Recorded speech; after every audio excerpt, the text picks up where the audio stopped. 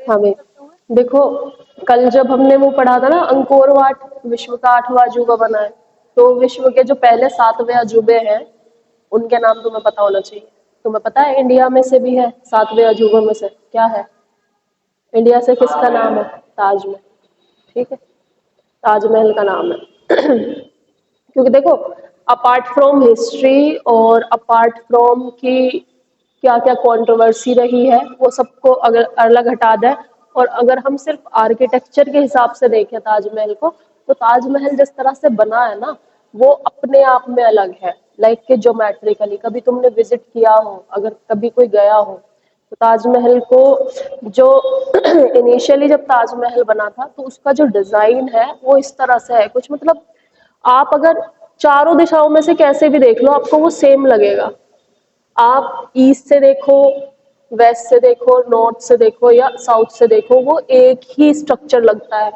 उसकी डिजाइनिंग, उसका आर्किटेक्चर इस तरह का बना हुआ है, और दैट्स वाई उसे यूनेस्को वर्ल्ड हेरिटेज साइट का भी टैग मिला हुआ है ताजमहल को, और उसके साथ साथ उसे विश्व का 7वां अजूबा भी माना जाता है। ठीक है, तो अब जो 8 अजूबे ऐड हो गए हैं, जैसे कि अंकोर वाट मंदिर की बात हुई है, अब तुमने कभी पोम्पई शहर के बारे में सुना है? इटली का पोम्पई सिटी है एक, उसे उसे वर्ल्ड का 8वां अजूबा बनाया हुआ था। ठीक है, पोम्पई शहर को, लेकिन पोम्पई शहर का नाम लिस्ट में से अब हटा दिया गया है, उसकी जगह पे अंकोर वाट को जोड़ दिया गया। अंकोर वाट को अगर तुम ऊपर से देखोगे तो ऐसा लगता है कि कमल की 5 पत्तियां खुली हुई हो। ठीक है, और अंकोर वाट में जब सुबह होती है ना, सूर्य उदय होता है या सूर्यास्त होता है, तो सूर्य की किरणें अलग रंग की होती है, मतलब नॉर्मली ऑरेंज होगा या कुछ कुछ लाल लाल, बट वहां पर पिंक कलर का सूर्य उदय होता है, और वो अपने आप में बहुत अद्भुत बात है। मतलब कि उसकी बनावट की वजह से, उस पर जो रिफ्लेक्शन पड़ता है उसकी वजह से वहां स्काई में पिंक कलर दिखाई देता है। ठीक है, तो अंकोर वाट मंदिर भी अपने आप में बहुत बड़ी और बहुत बड़ा मंदिर है, लाखों पर्यटक वहां देखने के लिए जाते हैं।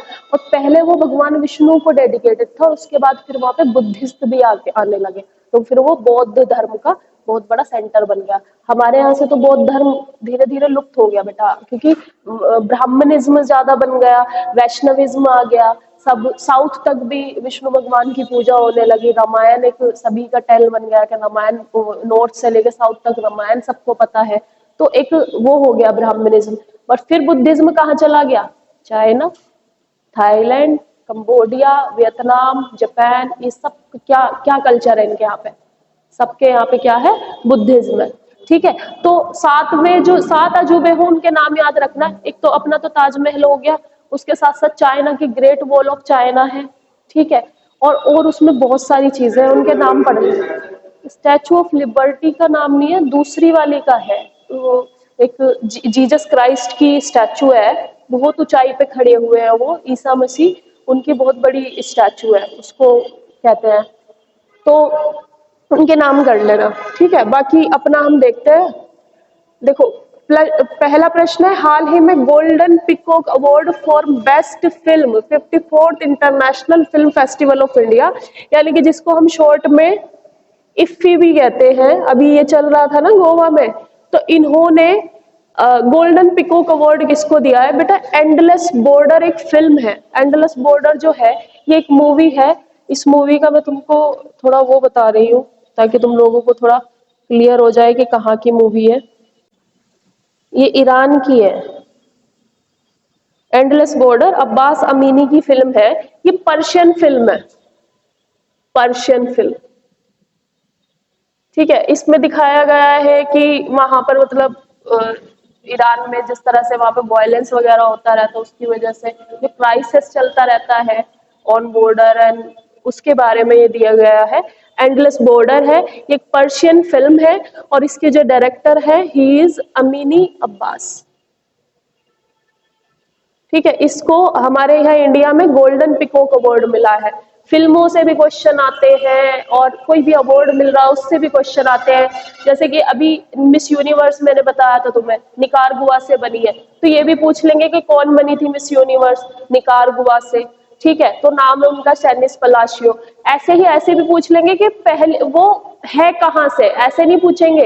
वो पूछेंगे कि किस जगह से वो बिलोंग करती है, तो निकारागुआ से है, क्योंकि पहली बार निकारागुआ कंट्री जो है वहां से उन्होंने जीता है किसी ने टाइटल। इंडिया से कितने रह चुके हैं, कितनी मिस यूनिवर्स रह चुकी है इंडिया से? 3 है ना। कौन फर्स्ट? 1994 में सुष्मिता सेन, सुष्मिता सेन, सुष्मिता सेन। उसके बाद लारा दत्ता 2002 में, और 2000 में। और नहीं, ऐश्वर्या राय तो मिस वर्ल्ड बनी थी, मिस यूनिवर्स अलग है। मिस वर्ल्ड की प्रियंका चोपड़ा मिस वर्ल्ड थी। हाँ, तो 3 बनी है मिस यूनिवर्स अभी तक, ठीक है, मैंने बता दिया, सुष्मिता सेन, लारा दत्ता, और अभी रिसेंट में बनी थी हरनाज कौर संधू। देखी होंगी तुमने, उनका अलग ही स्टेज पे जाके उन्होंने मतलब जैसे एक वो इंट्रोडक्शन होता है ना, तो शी सेड के हरनाज कौर संधू इंडिया, बहुत अच्छी मतलब कॉन्फिडेंस लेवल था जिस वजह से वो जीती थी। ठीक है, तो एंडलेस बॉर्डर मैं इसलिए बता रही हूँ क्योंकि बेटा मूवी से भी क्वेश्चन आते हैं, मतलब जनरल नॉलेज और जनरल स्टडीज इज अबाउट कि तुम्हारे आसपास क्या हो रहा है, तो वो सब पूछा जाता है। तो ये नाम याद रखना मूवी का, एंडलेस बॉर्डर। और ये अमीनी अब्बास ने डायरेक्ट की एक पर्शियन फिल्म है। पर्शियन ज्यादातर बेटा ईरान में बोली जाती है, पर्शिया। और इसको हमारे यहाँ 54th international award of India में इसे दिया गया है अवार्ड। नेक्स्ट है, हाल ही में अनक कराकातोआ ज्वालामुखी विस्फोट हुआ है, यह कहाँ स्थित है? कराकातोआ मैंने तुम्हें पहले भी बताया होगा बेटा कि हमारे यहाँ पे बहुत सारे एक्टिव वल्केनो भी हैं, मतलब इंडिया में नहीं है, इंडिया में तो सिर्फ एक है। तो let's suppose this is India, ठीक है, दिस इज म्यांमार, थाईलैंड,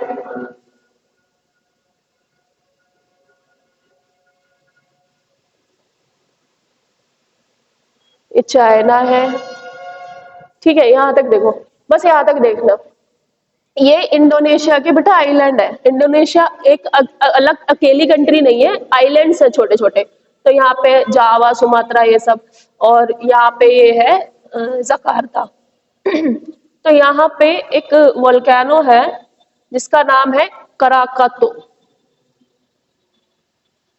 कराकातोआ। कराकातोआ जो है ये एक्टिव वोल्केनो है। एक्टिव का मतलब क्या होगा? मतलब ये अभी भी चल रहा है, अभी भी इसमें जान है, मतलब कभी भी विस्फोट हो जाता है इनका। तुम्हें ऐसे पता नहीं चलेगा कि अभी विस्फोट, ऐसे लगेगा कि अभी तो बंद हो गया, अब कुछ नहीं होने वाला। तो 4-5 साल बाद, 20 साल बाद फिर विस्फोट होना स्टार्ट हो जाता है। इसका मतलब नीचे एक्टिविटीज चल रही है, तभी तो हमें पता चलता है कि पृथ्वी के नीचे वोल्केनो है, लावा फॉर्म में है सब कुछ, सॉलिड नहीं है, लिक्विड भी है। ठीक है, तो अनक कराकातो जो है अभी इसका विस्फोट हुआ है, बहुत ज्यादा विस्फोट उसमें हुआ है, और ये इंडोनेशिया में। ठीक है, और ऐसे ऐसे विस्फोट भी हुए, पूरी की पूरी शहर सोते हुए दब गया।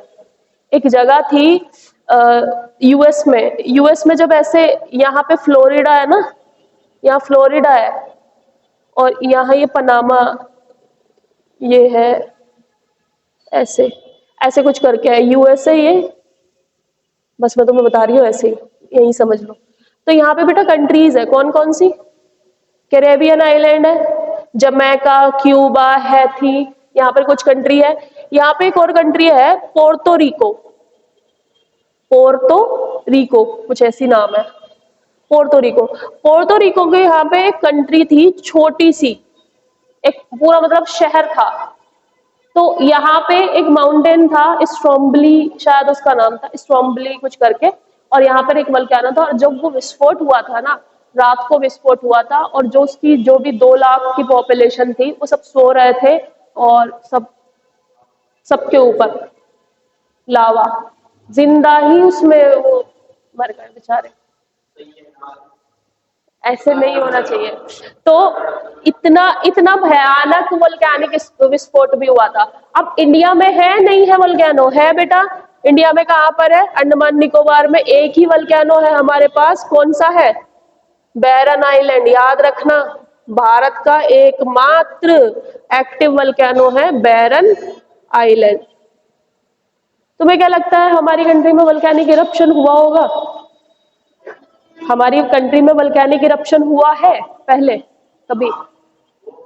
देखो, हाँ, इस चीज को याद रखना, हमारी कंट्री यहाँ पर है अब प्रेजेंट में, ये बहुत जगह से गुजरी है, ठीक है।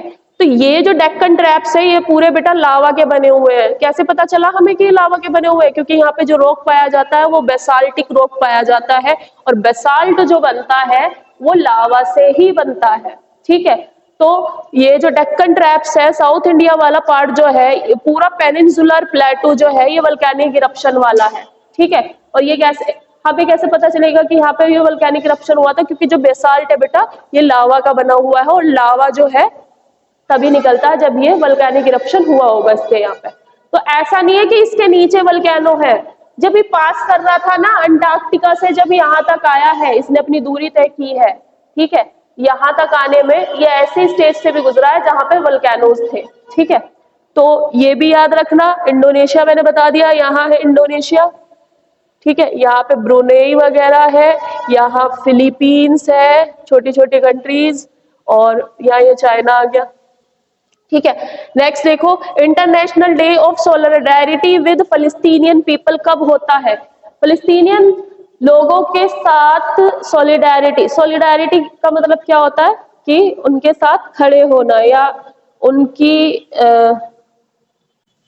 ये यूनाइटेड नेशन ने रखा था 29 को, जनरल असेंबली में एक रिजोल्यूशन पास हुआ था 181 का, उनके पार्टीशन को लेकर। अच्छा बेटा इसकी कहानी देखो, समझ लो, 1947 20 नवंबर 1947 को एक रिजोल्यूशन पास हुआ था। अब कहानी समझना, रेजोल्यूशन में कहा गया था कि फलस्तीन जो है ये एक अरब कंट्री है, जो कि सच है, ये एक अरब कंट्री है, क्योंकि वो जो पॉपुलेशन है वो भी अरेबिक है, और वो जो कंट्री है वो भी अरेबियन कंट्री है।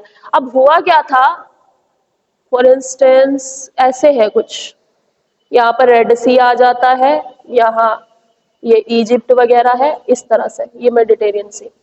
तो बेसिकली क्या था, ये सारा फलस्तीन था, ये इसका नाम था जॉर्डन।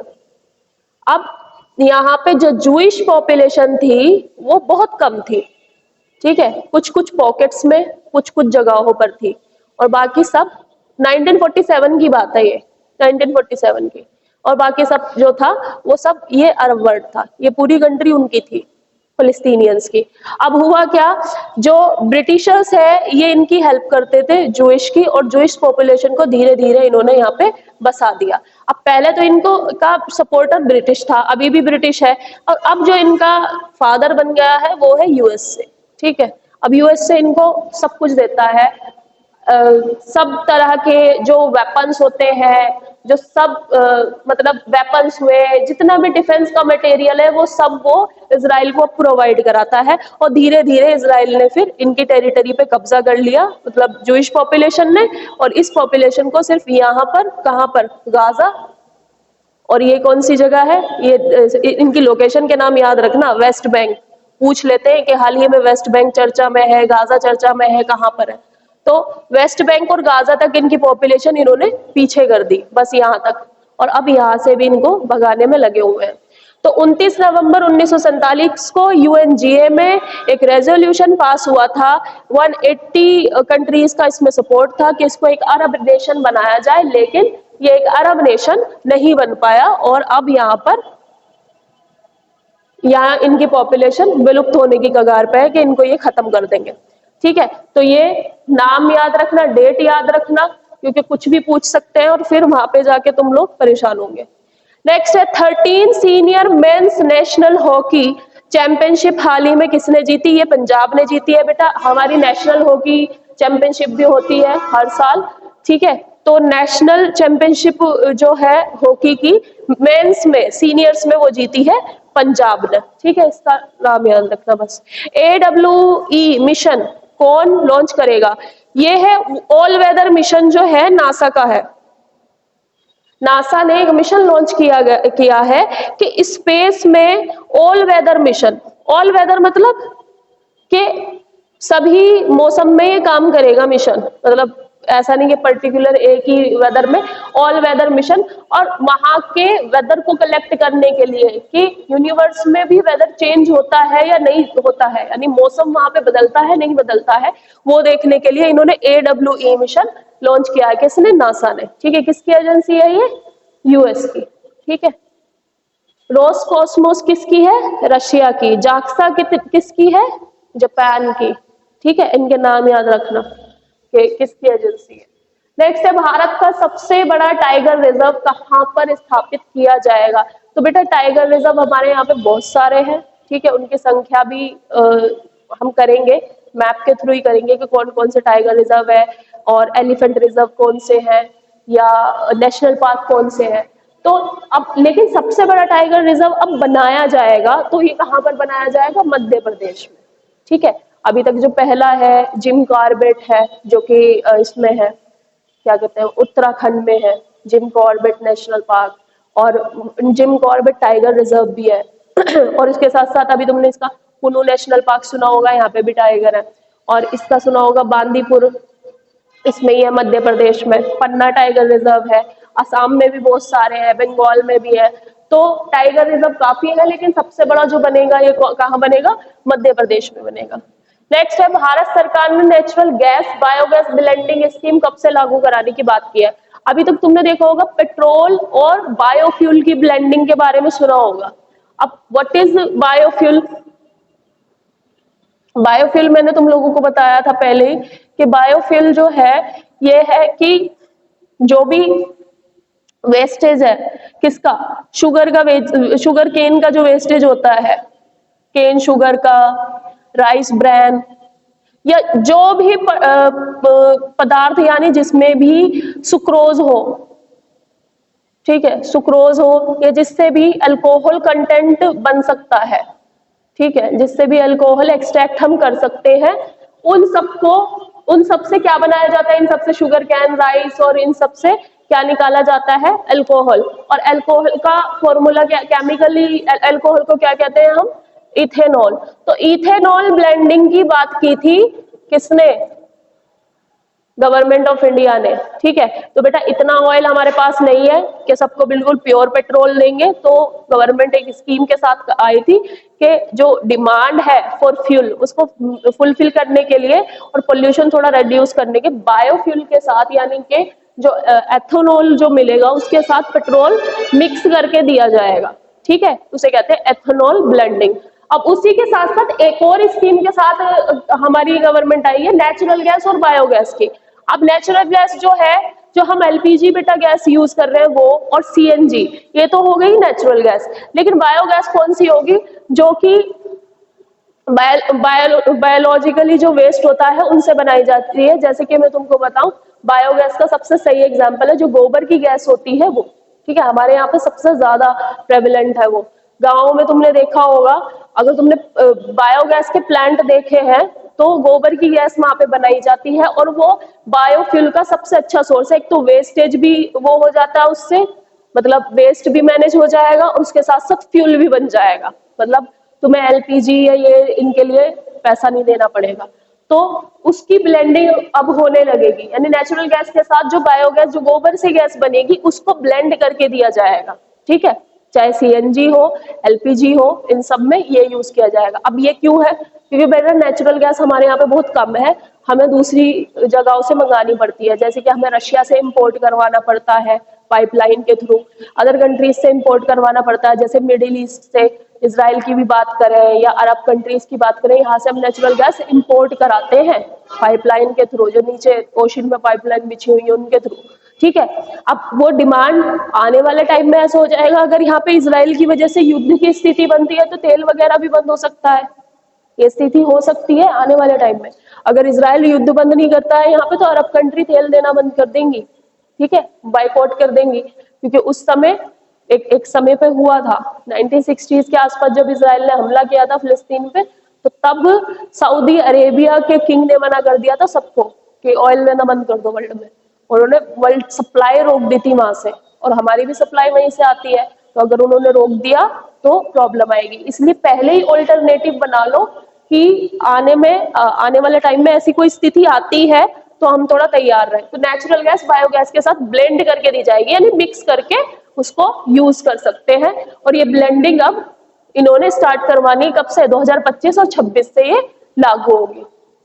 नेक्स्ट है वर्ल्ड सस्टेनेबल ट्रांसपोर्ट डे कब मनाया जाता है बेटा? सस्टेनेबल ट्रांसपोर्ट यानी कि जो भी व्हीकल किससे चलते हैं सीएनजी से चलते हो, ठीक है, और ई व्हीकल हो, ठीक है, ईवी हो यानी ई व्हीकल हो, ये सस्टेनेबल है। सस्टेनेबल मतलब कि इनकी वजह से पॉल्यूशन वगैरह नहीं होगा। और मेनली इलेक्ट्रिसिटी से चलने वाले जो व्हीकल है वो सबसे ज्यादा सस्टेनेबल है कि पॉल्यूशन भी नहीं होता और डिमांड भी पूरी हो जाती है।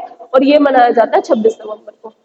नेक्स्ट है हाल ही में एजुकेशन मिनिस्ट्री ने साथी ऑनलाइन कोचिंग पोर्टल किसके साथ मिलकर लॉन्च किया है? तो आईआईटी कानपुर के साथ मिलकर एक इन्होंने ऑनलाइन कोचिंग पोर्टल लॉन्च किया है जिसका नाम है साथी, ठीक है।